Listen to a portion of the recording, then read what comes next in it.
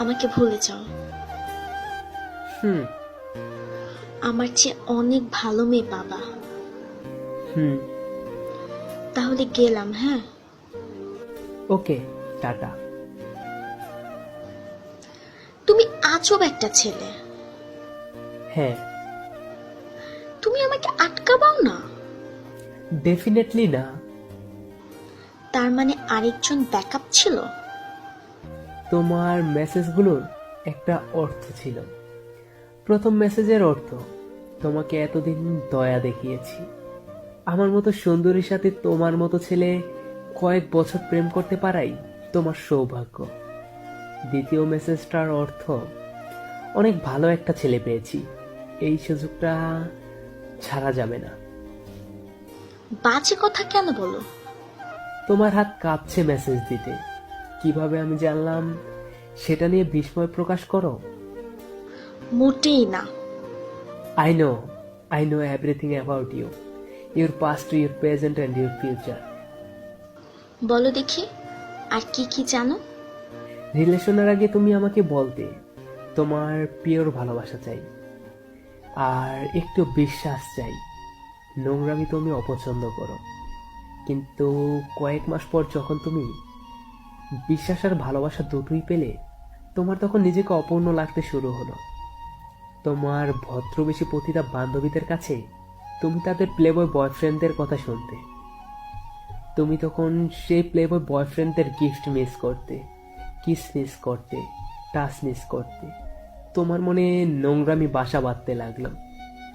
সেই অপূর্ণতা, সেই ক্ষোভ তুমি আমার উপর ঝাড়তা।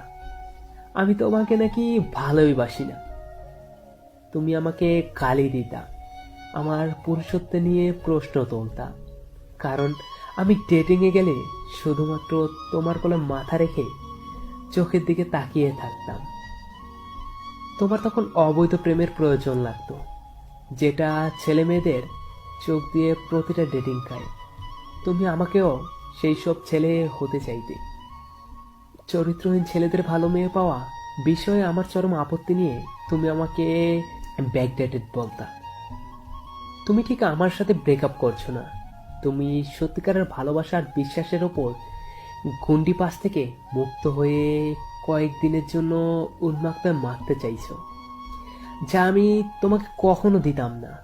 তুমি জানো আমি সব সময় তোমার জন্য থাকবো। এই জন্য এখন আমাকে ছেড়ে ফুর্তি করে তুমি আবার আমার কাছে ফিরে আসবে, ব্ল্যাকমেল করবে।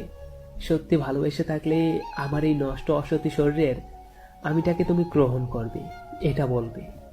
Enough of this. যা মুখে আসছে তাই বলছো, অসভ্য ছেলে।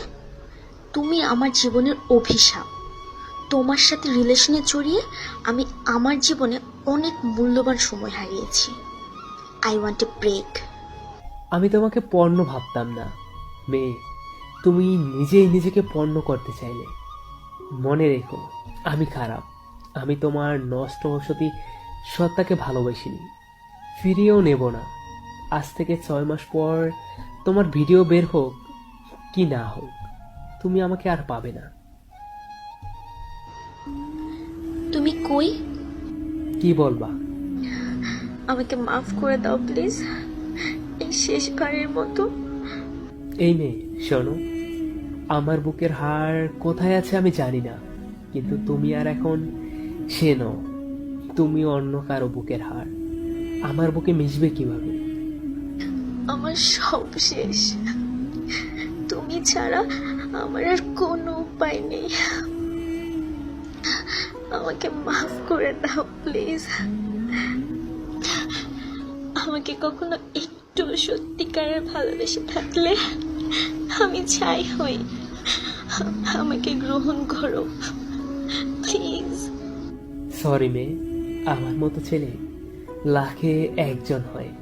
যে পায় সে ভাগ্যবতী, যে পায় না সে হতভাগী, আর যে পেয়েও হারায় সে কিছুই না, তার অস্তিত্ব থাকে না। আমরা কখনো ফিরি না, আমরা অন্ধকারে একা হেঁটে চলে যাই, যা তোমাদের মতো মেয়ে কখনোই ফিরে পাবে না।